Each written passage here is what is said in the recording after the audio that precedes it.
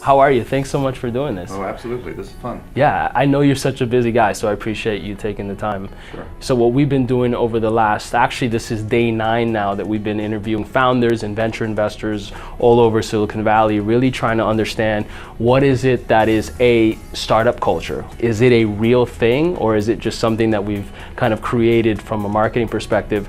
And what is it really like to be a startup founder here? But before we go into that, maybe you can provide the audience a little bit about your background. How did you actually get into venture investing? Yeah, I have a pretty unique background. So my background is a combination of being an entrepreneur at a startup company. I was at a big company, a couple of big companies, and then I was also a Wall Street guy. I spent 5 years as a sell-side research analyst at some big Wall Street firms.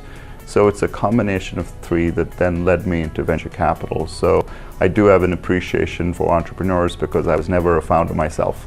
So it's really great to see that. You know, what would you say is venture capital for a lot of the folks watching the documentary, and they're trying to figure out, they keep hearing us say VC, venture capital. What is venture capital? Venture capital is finding the right entrepreneurs who want to build big companies.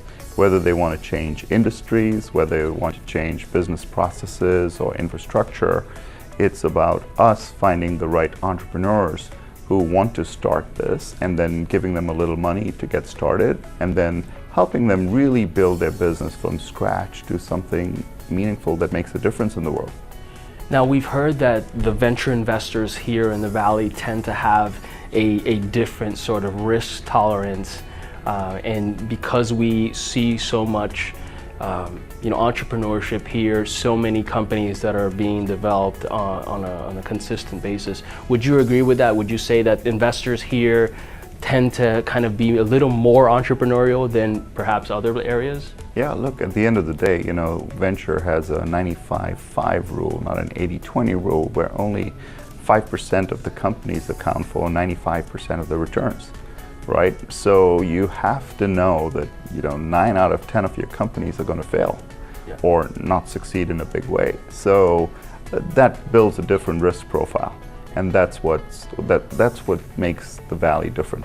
And how do you, like, as a venture partner and you're managing this portfolio of money from LPs, how do you select LPs that are going to have similar risk tolerance, that are going to say, hey, you know what?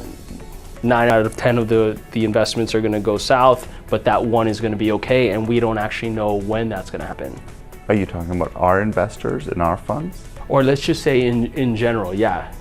So our investors in our funds, basically, they're called limited partners, LPs. The LPs basically have a broad, diversified portfolio. So they look at us and say, Sierra will take care of the early stage, technology-focused, software-focused investments, right? But they balance that out with some later stage private equity funds. So they balance out their piece of it. From our own portfolio perspective, we find a diverse group of companies that some are very early stage, seed stage companies to Series A and Series B.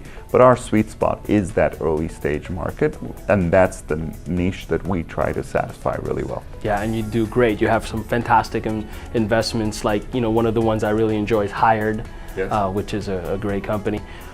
What would you say is, if someone was to ask you, what is the reality of a early stage founder experience? Because the media portrays it a certain way.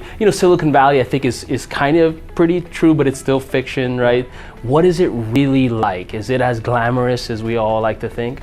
Well, they say the CEO's job, CEO for a startup company, is one of the loneliest jobs in the world, right? Because you're trying to figure it out yourself, even though you have a founding team and co-founders in some cases. It is one of the loneliest jobs out there, right? So it's really hard. And there are a lot of success stories that people can talk about in the media, but for every success story, like I said, there are probably, 9 out of 10 failures, right? And I think it's a really tough job. And most entrepreneurs do it a few times before they get it right.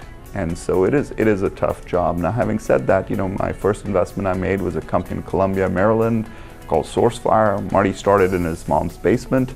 We funded him. He had a really hard time back in 2002 trying to build out this company. And the company went public 5 years later and then got bought by Cisco for almost $3 billion. But If you talk to Marty, the hardest time was the first year, for 6 months, getting it started. And what is it about that early stage? We've heard a little bit about it from founders. We've talked to, almost 30 founders the last few days. What is it about those early stages? Is it the uncertainty? Is it the stress? It's all of the above, right? It's the uncertainty that causes the stress to some extent.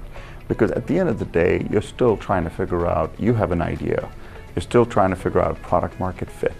You're taking it to customers, you don't know if it's right, you have a vision, but you're trying to prove it out. And until you get that repeatability going, that's really hard, right? And so every doubt that you could have in your mind, all the demons come alive, right? And that's the hardest part.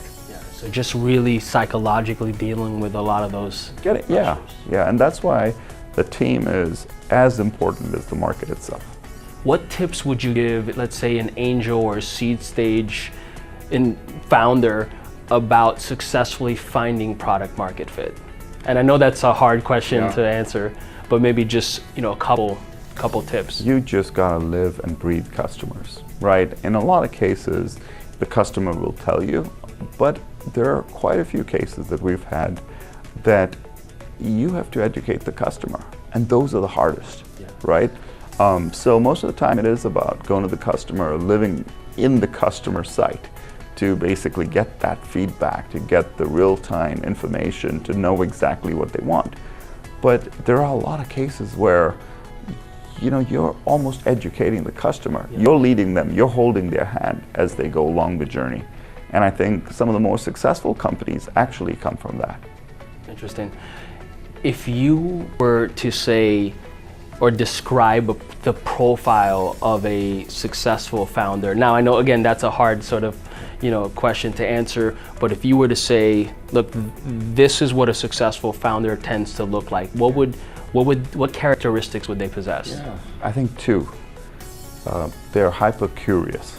They want to know everything about everything, or at least related to what they're doing, but they're hyper curious.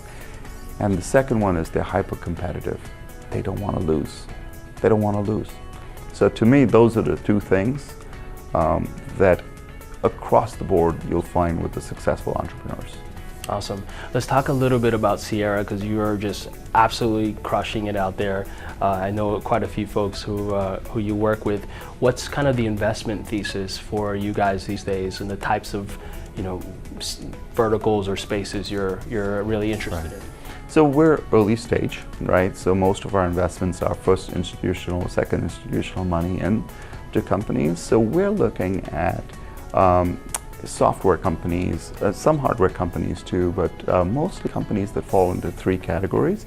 First one would be companies that are changing industries, right? So for example, someone who's taken on retail healthcare, selling to dentists and vets and chiropractors, that forgotten segment of that medical industry. And someone who's changing an industry. Obviously plenty of examples with Uber, Airbnb and guys like that, but whether it's insurance or fintech, we're beginning to see changes in those industries.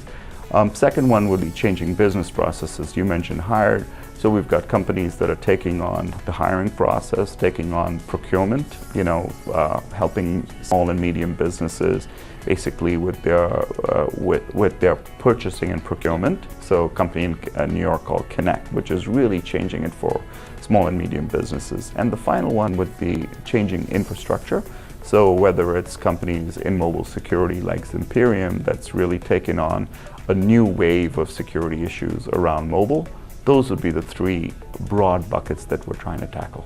Great. Mark, thank you so much for doing this. Really appreciate it. If I want to follow you on social media, what are the best social channels to reach you? Let's say Twitter, for example. Twitter, Mark Fern, and I'm very active on LinkedIn too. So. Fantastic. Thank you so much. Thanks.